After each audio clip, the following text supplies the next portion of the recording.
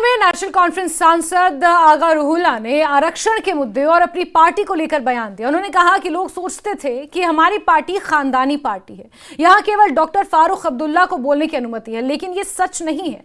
मुझे खुशी है कि हमारे सांसद छात्रों के लिए सड़कों पर उतरे।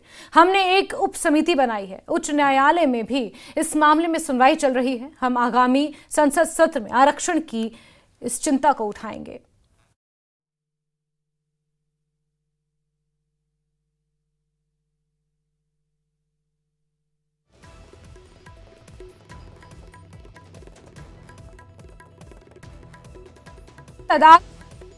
अपनी ही सरकार के खिलाफ मोर्चा खोला था आरक्षण के मुद्दे पर। उसको लेकर उमर अब्दुल्ला ने यह बयान दिया और उन्होंने कहा कि अच्छी बात है, नेशनल कॉन्फ्रेंस के ऊपर जो एक तमगा लगा हुआ था कि ये खानदानी पार्टी है, सिर्फ उमर अब्दुल्ला या डॉक्टर फारूक अब्दुल्ला ही नेशनल कॉन्फ्रेंस के लिए अपनी आवाज बुलंद कर सकते हैं। ये अच्छी बात है कि हमारे सांसद भी तमाम मुद्दों पर बोलने की हिम्मत रखते हैं और आगामी संसद के सत्र में आरक्षण के मुद्दे पर बड़ी चर्चा, बड़ी बहस की जाएगी। बहरहाल आगे बढ़ते हैं खबरों में।